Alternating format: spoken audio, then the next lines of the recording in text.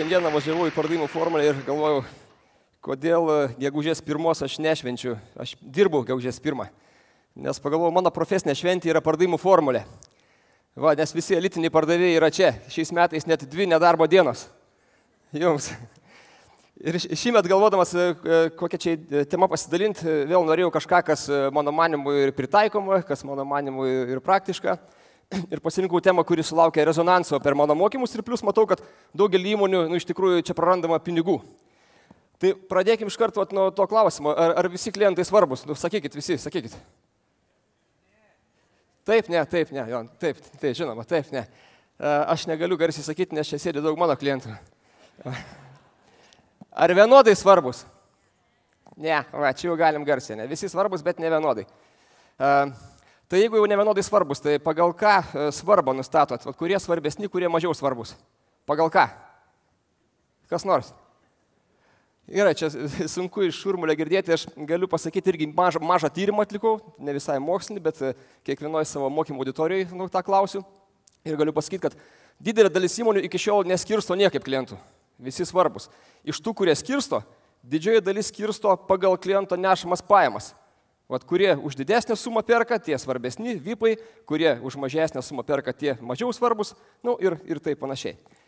Nėra blogai, bet jeigu tai tiesa, tai reiškia, kad į taikiklį, į pardavėjų taikiklį nepakliūna tos įmonės, didžiulės įmonės, kurios galėtų pirkti už daug, bet šiandienai neperka.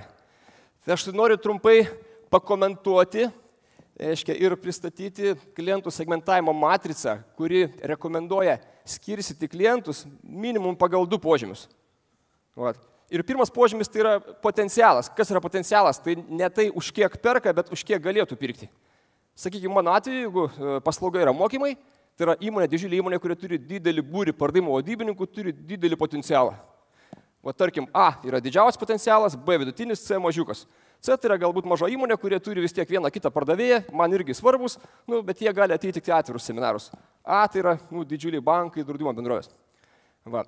Ir antra dimensija tai yra lojalumas. Lojalumas tai yra kokią dalį savo potencialo jie išleidžia tau. Pavyzdžiui, vienetukai tai yra aukštas lojalumas, vadinasi, praaiškai jie visus pinigus skiria tau. Galbūt į tavo firminę parduotuvę, arba tu turi akcijų.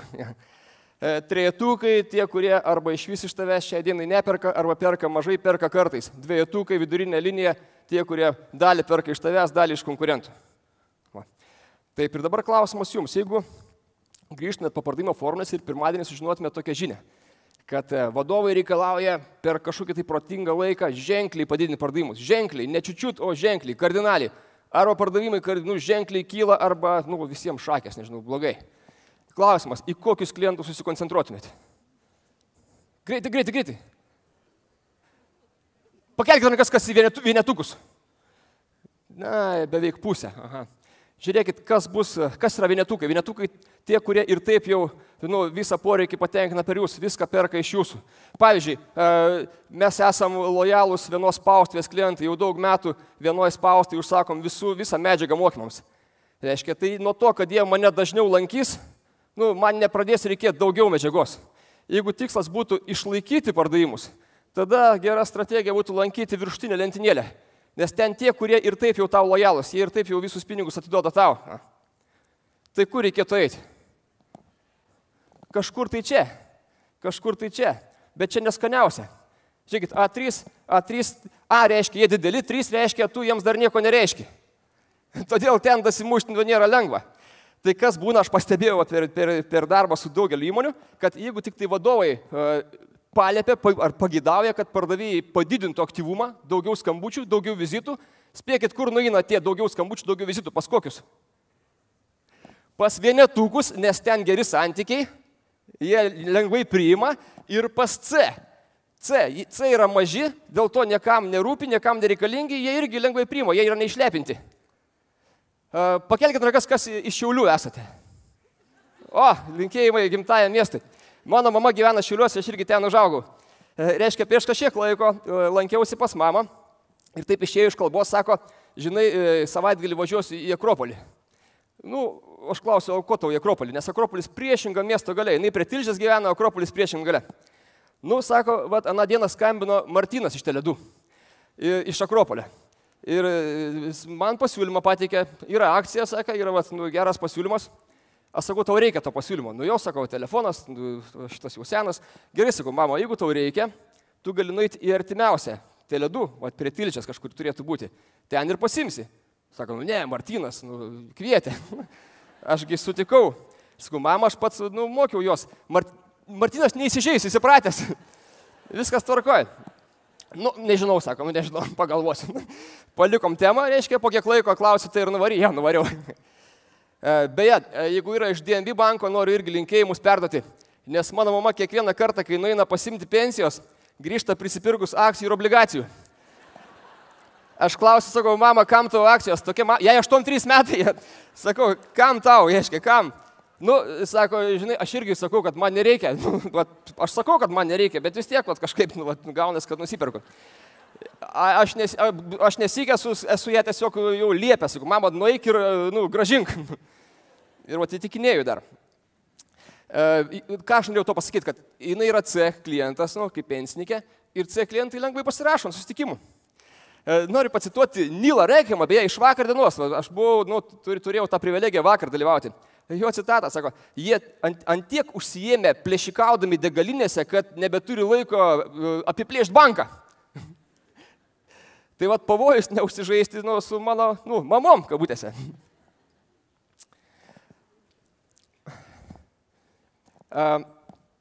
Šiek tiek apie skirtingus pardavėjų tipus.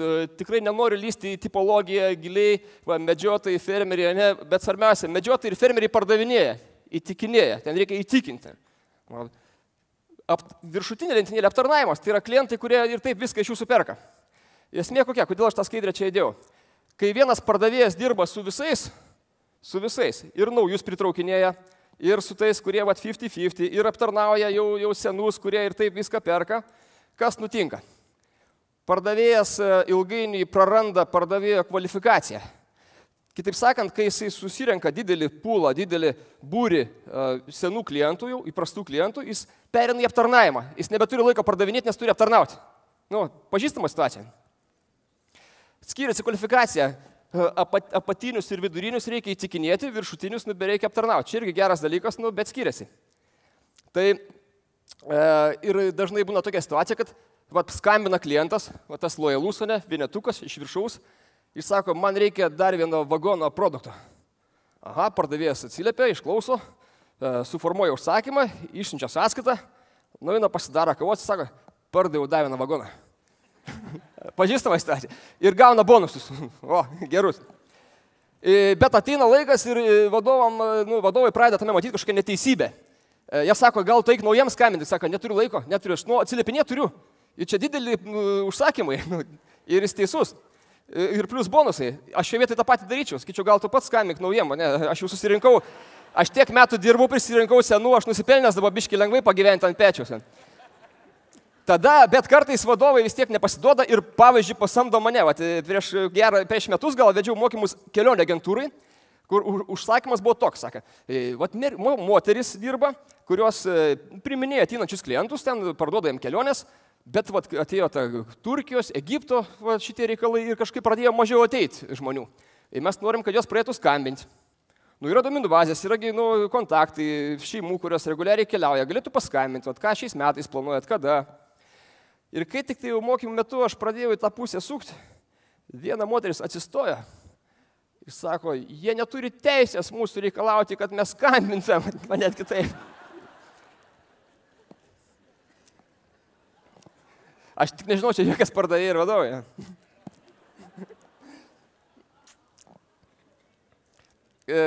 Rezime, tai ką daryti? Aš problemą iškėliau, dabar ką daryti. Pirmas dalykas, turėtų būti aiškus klientų segmentavimo kriterijai. Aiškiai sutarti įmonė, tai visgi, kurie laikomi svarbesni, kurie mažiau, kurie dar mažiau. Aiškus, visiems vienodai suprantami. Kitas dalykas, visos rinkos susegmentavimas. Sykį sugalvojam kriterijus, kažkas turi sėsti ir susegmentuoti. Bet ne tik tuos, kurie ir taip perka. Mums reikia, kad pakliūtų į tą matricą ir potencialūs klientai. Galbūt ten didžiausias galimybės. Ne? Mes dar nekart jiem neišrašėm sąskaitos, bet jie jau turi potencialą iš mūsų pirkti. Ir trečias, aiškiai pardavimo strategija. Tai sykį jau mes juos suskirstėm, tai ką dabar kitaip darysim su vienais, ką kitaip darysim su kitais. Na ir aš pasidalinsiu vienu kitų pavyzdėlių, kaip mano manimu neblogai su to susitvarkė kai kurie mano klientai. Taip, pavyzdys, reiškia. Įmonė, kuri prekiauja autodalimis, o klientai autoservisai. Pirmiausia, kodėl tas pavyzdys man patinka, aš pirmą paaiškinsiu, kodėl patinka, paskui jį parodysiu. Nes dažniau matau segmentavimą, kai kriterijai yra subjektyvūs, neaiškus. Pagal kažką, tarkim, kliento požiūris, jeigu geras, tada jisai svarbus. Ir tada būna, kad vienas pardavėjas susegmentuoja, pagal tai, kaip jis suprato, ten padaro karjerą, jo vietą ateina kitas, arba ten teritorijas pasikeičia, naujas pardavėjas ateina pas tą klientą, grįžta, sako, ten C, geriausiai atveju B, bet tikrai ne. Ir toks amžinas ginčas.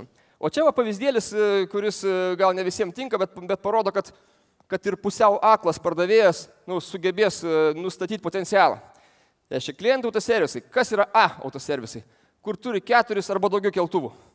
Tiesiog jie nusprendė, kad keltuvų skaičius autoservise beveik tiesiogiai įtakoja jų apyvartą ir tai, kiek dalių jie gali nupirkti ir sudėti į automobilius. B potencialas, 2-3 keltuvai, C nėra keltuvų arba vienas. Aš klausiu, kas tie, kur nėra keltuvų? Dar tokios keliai krūtuvėlės, kur be keltuvo šiaip prekiauja šarnyrais. Viskas, jeigu aš pardavėjas ir mes taip sutarėm, iki šaunos į autoservisą, viskas aišku. Aš žinau A, B ir C ir nebus nesupratimų. Dėl to geras pavyzdys, man manau.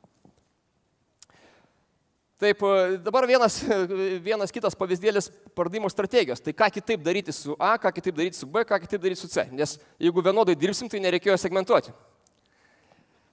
Vėl, duodu tik vieną pavyzdį, tai nėra vienintelis, gali būti milijonas būdų, bet mano manimu iškalbingas pavyzdys. Aiškiai, įmonė, kuri nusprendė A klientai, su jais dirbsim taip. Pirmiausia, su jais pardavėjas, kuris turi A klientų, turi kiekvienam iš jų iškelti konkretų tikslą ir veiksmų planą. Ta veiksmų planą turi apginti prieš vadovą. Jeigu ten reikės pinigų įgyvendinti tą planą, pavyzdžiui, ten žvejybai Norvegija reikalinga, mano manimu, ar dar kažkas, aš turėsiu įtikinti vadovą, turėsiu apginti. Vėliau metų gale vadovas galės man švarką nuiminėti, jeigu aš žvejot buvau, o tikslą neįvykdžiau. B klientai, su jais susitikimai. Plano rašyti nereikia, bet taktika susitikimai. Pavyzdžiui, skambina B klientas, kažką telefonu nori sužinoti, o aš iškart sakau, davai susitinkam. Nes čia B, tai reiškia, mano laikas investuotas į susitikimą, atsipirks. Ir C klientai, su jais bendravimas telefonu ir elektroniniu paštu. Ką tai reiškia? Nereiškia, mes juos išmetam iš viso iš savo įtakos sferos, taikom mažiau efektyvius būdus, bet kažką taikom. Ir su viena įmonė mokymų metu tokia kažkaip, nuotaika užeina, staiga pasidaro linksma ir pradeda gimti kažkokios genialios idėjos. Ir išmąstėm tokį terminą. Mes išmąstėm, gal kažkur jau kažkas buvo girdėjęs, bet mums atrodė, kad mes išmąstėm, reiškia, e-kanalizaciją. Tai reiškia, žiūrėkit, jeigu gavot iš savo banko laišką, kuriame rašoma maždaug taip, kad jums nerealiai pasisekė, jūs mums tiek svarbus, kad nuo šiol nebereikės ateiti į banką. Reiškia, viską tvarkysite telefonu ir internetu. Tai žinokit, kad jūs nuleido ją kanalizaciją.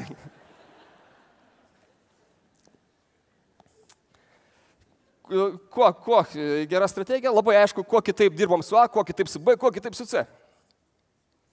O jei trūksta resursų, nes kiti sako gerai, bet mes ten keli pardavėjai, klientų daug, ką tada daryti?